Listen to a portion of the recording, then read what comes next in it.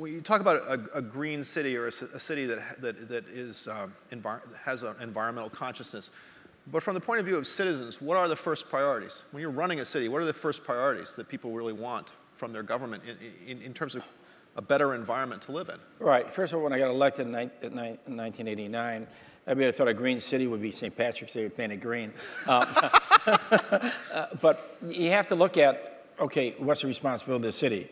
First of all, it's cleanliness. That alone, you know, from the airport, but everything around, the parks, everything is a program, and not just the city, it's the private sector. It's the community block clubs, all of them dealing with the cleanliness of the city. And then after that, how do you really show people the differences? You start doing landscaping. You put a landscape committee, you start finding out, basically planting trees.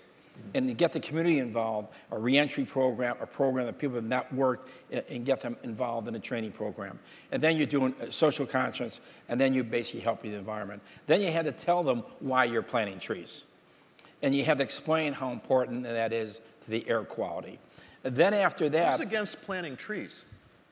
Well, you'd be surprised. Everybody said that, media came, you know, you have to cut your budget, cut that first. The media said, why are you spending money on trees? You're just beautifying the city.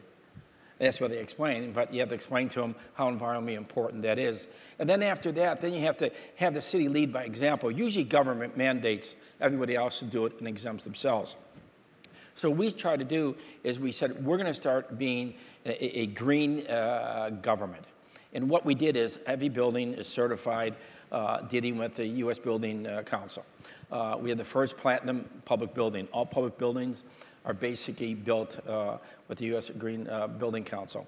Then after that, then we have a Green Center of Technology to educate developers, architects, engineers, contractors, trade associations, and unions, how important environment is in regards to the new technology coming into retrofitting buildings, building new buildings, adapting your code to the new technology. If they're going to build green, give them a special permit to do that as quickly as possible. And then, of course, you look at the water situation in conservation, what type of building, what they're doing inside the building. And the public wants it, but they don't understand sustainability. They can't figure out what it is, but they want someone to lead this. And from my experience, we don't have a national plan for the environment. It's basically the city or the private sector and non-for-profits doing it. And if we had a national plan, just an agenda, and said, here's what it is, you may disagree or agree with it, at least we have a blueprint. And that's one of the problems that cities and states have. Now I want to come back to this because I want to talk to you about regulation as a helper or hindrance, but let me get to Bill McDonough. I mean, for now, you've worked on all sorts of different versions of this problem of green buildings, green cities, green communities.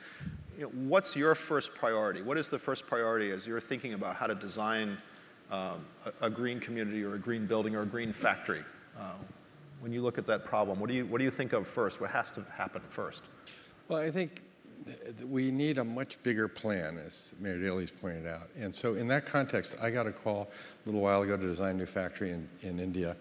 And at 2 o'clock in the morning, I sent my first sketches off that night to India. And the building, it's a motorcycle factory. It'll be the largest in the world. And I just put the structure on the outside to keep the factory free, because, you know, I build factories. But because then I could use it for solar collectors, and then in between the gang trusses, I could use it for greenhouses.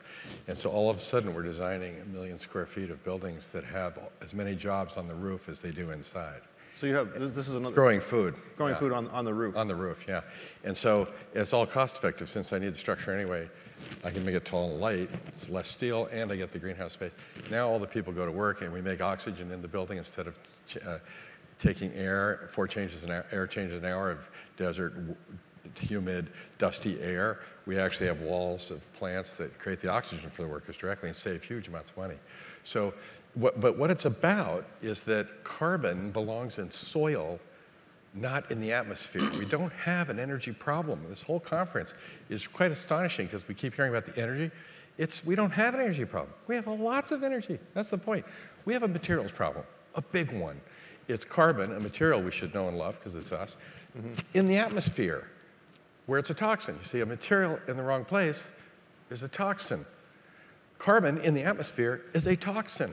Too much. Wake up, smell coffee, get on with it. If you just said all toys can be painted with lead, and we're going to allow that in our children's mouths, how long do you think we want to do this?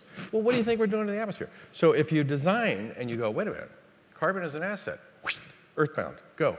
Work, jobs, go. Fresh, healthy food, go. Water out of the atmosphere, go.